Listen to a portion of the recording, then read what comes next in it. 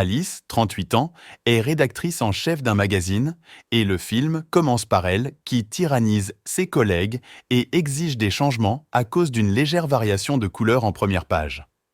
Elle est au Brésil, mais son royaume est à Paris, où elle doit retourner pour faire face aux menaces de ses rivales. Elle appelle son amie fidèle Pauline, qui la prévient que Lise, un serpent rusé, se faufile dans le bureau de leur patron depuis qu'Alice est partie. Alice exige de parler au patron, mais Pauline voit Lise et Vincent, la main droite du patron, se glisser furtivement dans sa loge et fermer les rideaux. Alice est furieuse, mais elle n'a pas le choix que de raccrocher et de monter dans l'avion. Dans l'avion, Alice est harcelée par un homme lubrique qui tente de la séduire avec ses paroles bon marché. Elle le rejette avec dédain, mais il persiste dans ses avances. Pendant ce temps, un jeune garçon nommé Balthazar a perdu sa place à un autre passager, et l'hôtesse a pitié de lui et le fait monter en première classe. Il l'assoit à côté d'Alice, qui l'attire vers le bas pour bloquer l'homme lubrique de s'asseoir là. Balthazar est ravi par sa chance, mais Alice est agacée par son enthousiasme. Elle essaie de l'ignorer et de se concentrer sur son travail. Mais bientôt, l'avion frappe une tempête et se met à secouer violemment. Tout le monde à bord est terrifié, et Alice ne fait pas exception. Balthazar essaie de la calmer avec des blagues et des histoires, mais quand les lumières s'éteignent, Alice attrape instinctivement sa main pour du réconfort. Balthazar sent une étincelle entre eux, mais il ne dit rien. La tempête passe et l'avion atterrit en sécurité. Alice se lève et s'en va, laissant Balthazar derrière. Il remarque qu'elle a fait tomber une clé USB par terre et la ramasse. Il court après elle, espérant la lui rendre et la revoir. Mais Alice est déjà montée dans une voiture et partie, inconsciente de sa poursuite. Balthazar la regarde s'en aller, se demandant s'il la rencontrera à nouveau un jour. La scène suivante, Alice fait irruption dans son bureau, où Lise, le serpent sournois, l'attend avec un sourire narquois. Lise a progressivement pris la place d'Alice, charmant tout le monde avec son charisme et sa confiance. Alice ne peut pas la supporter, surtout quand elle apprend que Vincent, son patron, préfère Lise à elle. Il dit à Alice que Lise est une bombe, qui allume l'imagination des lecteurs, tandis qu'Alice est une couverture mouillée, qui éteint leur esprit. À la maison, elle voit son ex-mari venir chercher leur fille Zoé, et ressent un pincement de solitude. Elle décide de retourner travailler, mais réalise qu'elle a perdu sa clé USB. Elle la cherche frénétiquement jusqu'à ce qu'elle trouve un mot de Pauline avec un numéro de téléphone. Elle l'appelle et entend un bruit fort à l'autre bout du fil. C'est Balthazar. Il lui dit qu'il a sa clé USB et lui donne l'adresse du bar où il se trouve. Alice s'y précipite, espérant récupérer sa clé. Mais quand elle arrive, Balthazar lui dit qu'il s'est trompé et que la clé USB est chez lui. Il la présente à ses amis, qui s'amusent tous et boivent. Alice se sent mal à l'aise et gênée. Elle ne remarque pas que 2 de ses collègues sont aussi au bar et les voient avec Balthazar. Ils pensent qu'Alice a une liaison avec lui et prennent une photo d'eux qui quittent le bar ensemble. Ils la publient sur Twitter, où elle devient rapidement virale. Balthazar aide Alice à mettre son casque et l'emmène chez lui sur son scooter Hello Kitty Rose, qu'il explique avoir acheté par erreur parce que la photo en ligne était en noir et blanc. Alice a l'impression d'être dans un cauchemar surréaliste tandis qu'elle roule derrière lui sur le scooter. Elle se demande ce qui d'autre pourrait mal se passer dans sa vie. Nous voyons le père de Balthazar à la maison, qui sort avec une très jeune fille. Il demande à Alice son avis sur un spectacle à venir. Puis, Balthazar cherche la clé USB d'Alice. Elle s'échappe dans le salon, où Balthazar lui tend une clé USB avec un sourire penaud. Elle le remercie et se dirige vers la porte, mais il lui barre le passage. Il lui demande si elle aimerait prendre un café avec lui. Alice ressent un élan de pitié, mais aussi d'agacement. Elle lui dit qu'elle n'est pas intéressée à jouer avec les chatons, et le laisse abasourdi. Le lendemain, Alice entre dans un nid de vipères, où ses collègues chuchotent et gloussent derrière son dos. Elle se demande ce qu'ils trafiquent, jusqu'à ce que Pauline se glisse vers elle et lui montre la photo d'elle et Balthazar, avec la légende Cougar. Alice ressent une montée de colère et d'humiliation, mais essaie d'agir avec détachement. Elle demande à Pauline qui a fait ça, mais Pauline hausse les épaules et s'éloigne. Alice est sur le point de supprimer la photo, quand son patron l'appelle dans son bureau. Il la félicite de fréquenter un jeune homme et lui dit qu'il aime la diversité et l'expérimentation. Il affirme que cela correspond à l'esprit de leur magazine, Rebelle. Alice sent un frisson dans son échine, mais hoche la tête. Elle réalise qu'il essaie de la manipuler pour qu'elle devienne quelqu'un d'autre. Plus tard, Alice se confie à son amie, qui lui dit qu'elle devrait jouer le jeu et faire semblant d'être la petite amie de Balthazar. Elle dit que cela rendra son patron heureux et qu'il n'aime pas les bourreaux de travail comme Alice. Elle affirme que ce sera amusant et sans conséquence, et que Balthazar est mignon et gentil. Alice a des doutes, mais décide d'essayer. Elle enfile une tenue plus révélatrice et se rend à l'université de Balthazar. Balthazar est choqué, mais ravi de la voir là. Il n'arrive pas à croire sa chance quand elle lui demande s'il veut sortir avec elle ce soir à une expo d'art. Elle répète les noms des groupes de musique qu'il vénère, espérant tromper Balthazar avec sa fausse passion. À la maison, Zoé, sa complice, l'aide avec le scénario. Ils vont à l'exposition où Balthazar est fasciné par les œuvres d'art interactives. Alice les trouve ridicules et grimace quand Claude, l'artiste prétentieux, s'approche d'elle. Elle ment effrontément, faisant l'éloge de son travail, mais Balthazar ne supporte pas son arrogance. Il lui dit la vérité, son art est nul. Claude est offensé et s'en va d'un pas rageur.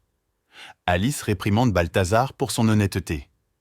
Ils se déplacent au balcon où Alice fait semblant d'être éprise de Balthazar, surtout quand elle voit Lise, sa rivale. Elle souhaite que son patron les voie ensemble et l'envie. Lise vient leur parler, mentionnant négligemment que leur patron ne viendra pas ce soir. Elle offre un joint à Balthazar, mais il refuse. Elle se moque de lui et demande à Alice où elle l'a trouvé. Alice est en colère et arrache le joint de sa main. Elle le fume et part. Dehors, elle continue de fumer tout en parlant à sa sœur au téléphone. Sa sœur veut la caser avec Richard, un gynécologue, et se demande pourquoi elle est en retard. Balthazar entend le mot docteur et pense que la fille d'Alice est à l'hôpital. Il agit en héros et arrête un taxi de force, jetant le passager à l'intérieur. Il dit à Alice d'aller à l'hôpital. Alice est amusée par son geste et monte dans le taxi. Le dîner avec Richard est un désastre. Alice est défoncée et agit comme une folle, contrairement à son attitude guindée habituelle. La scène suivante montre Alice emmenant Balthazar à un défilé de mode. Elle s'habille audacieusement pour attirer l'œil de son patron. Le défilé est un gros coup car Kimmel, le propriétaire de la société, est aussi là. Mais Balthazar se ridiculise à nouveau en demandant bruyamment qui est Kimmel, puis en sautant sur la scène pour aider un mannequin qui tombe. Tout le monde le dévisage, choqué. Kimmel se demande si cela fait partie du spectacle. Alice emmène Balthazar à la soirée comme cavalier pour impressionner son patron et faire taire Lise. Lise n'est pas dupe et questionne Balthazar pour découvrir leur supercherie. Alice l'éloigne de l'interrogatoire et l'entraîne sur la piste de danse, s'enroulant autour de lui comme un python. Son employeur est curieux quand Lise lui chuchote ses soupçons. Un ami de Zoé repère Alice et essaie de les prendre en photo, mais Alice voit le flash et s'enfuit. Leur patron pense qu'ils sont partis pour un kiki. Balthazar ramène Alice à la maison et l'embrasse passionnément. Alice le laisse entrer et ils couchent ensemble. Alice se sent coupable de renvoyer Balthazar sous la pluie le lendemain matin. Elle le laisse rester jusqu'à ce qu'il arrête de pleuvoir. Il prend le livre d'Alice, attiré par ses mots. Il tombe sur le canapé quand Alice essaie de le récupérer. Elisabeth et Zoé entrent et Alice prétend que Balthazar est son stagiaire. Ensuite, Alice assiste à une réunion de travail où Lise domine avec ses suggestions crues pour le prochain numéro. Alice rit de Lise tout en textotant Balthazar dans son coin. Quand le supérieur lui demande son avis, Lise se moque d'Alice, déclarant qu'elle doit aimer des choses fades. La proposition audacieuse d'Alice sur le dépassement des stéréotypes les surprend tous. Elle dit qu'on l'a traitée de cougar pour sortir avec un jeune homme, mais elle s'en fiche. Elle recommande un concept similaire sur les désirs et la sexualité sans préjugés. Alice se sent coupable quand elle se regarde dans le miroir ce soir-là. Elle réalise qu'elle doit avouer sa motivation secrète à Balthazar. Elle sait qu'elle ne peut pas jouer avec son jeune cœur alors que le sien est vieux et fatigué. Elle sait qu'elle est en sursis et que son visage trahirait bientôt son âge. Elle y met fin ce soir avant que ça se complique. Elle le retrouve dans un gratte-ciel futuriste éblouissant. Il adore étudier l'architecture, dit-il. Il ne peut pas se passer d'elle, dit-il. Alice est remplie d'émotions et de réalisme froid. Elle le met en garde que leur plan est mauvais. Elle lui dit qu'elle a une fille de son âge et aura 50 ans quand il en aura 30. Il devrait arrêter maintenant, lui dit-elle. Simon, son ami, demande si elle a parlé de la promotion à Balthazar avant de rompre. Elle refuse, de peur de lui faire plus de mal. Le bureau de Rebelle Magazine est animé aujourd'hui. La célèbre rédactrice de mode Tracy Kimmel arrive. Mais elle n'aime pas leur mannequin masculin et veut un autre. Le mannequin de la piste avec Alice est celui qu'elle désire. Vincent accepte immédiatement car l'idée lui plaît. Alice doit demander à son partenaire de poser pour le shooting pour obtenir la promotion, dit-il. Alice est désespérée et appelle Balthazar, mais n'obtient pas de réponse. Il est trop occupé à boire et manger de la malbouffe après la rupture. Son père remarque son bazar à son retour. Alice cherche Balthazar à la porte. Pour son fils, son père lui donne ses vêtements et fait semblant d'être saoul et triste à cause d'une femme. Alice mentionne prudemment le shooting, mais Balthazar est blessé. Alice continue d'appeler Balthazar le jour du shooting. Balthazar arrive et est emmené en coiffure et maquillage juste au moment où Alice perd espoir. Simon lui parle et s'excuse pour tout. Il prétend que c'était son idée, pas celle d'Alice. Il ignore qu'Alice n'a jamais dit à Balthazar pourquoi elle a commencé à sortir avec lui. Le shooting commence. Balthazar fixe Alice, qui sourit pour la caméra, avec colère. Malheureusement, le photographe le taquine et le rabroue avec des remarques déplaisantes. Balthazar en a assez. Il craque et s'enfuit, choquant Alice. Elle le suit pour l'apaiser, mais il crie sa trahison. Il l'accuse de lui avoir fait mal au cœur. Tout le monde entend ces mots. La poitrine d'Alice fait mal. Elle demande de l'aide à son patron et ami Vincent. Il semble froid et distant. Il prétend qu'elle a détruit leur amitié et travail. Il la vire sur le champ et lui dit de se trouver une nouvelle vie. Telle une poupée brisée, Alice part. Elle voit Balthazar partout, sa lettre sur l'arbre, son reflet derrière son miroir et sa voix dans ses pensées. Malgré ses efforts, elle ne peut l'oublier. Elle l'aime et le veut. Et elle décide de le chercher. À son université, elle demande à ses potes où il est.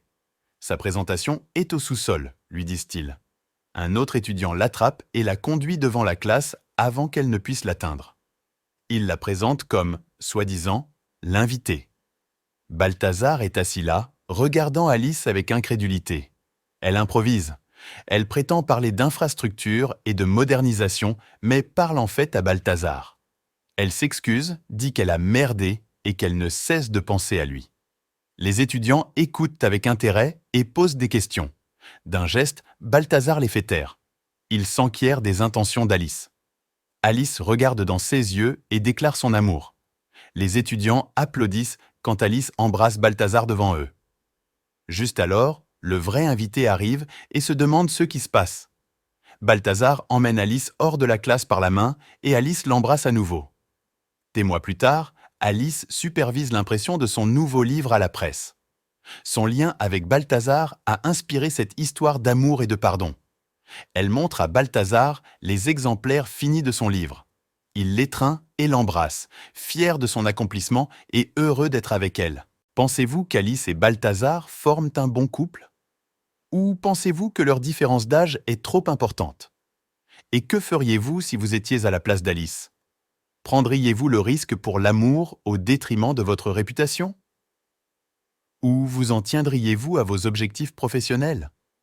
Faites-moi part de vos réflexions et opinions dans la section commentaires. D'ici là, souvenez-vous, l'âge n'est qu'un nombre, mais l'amour est intemporel.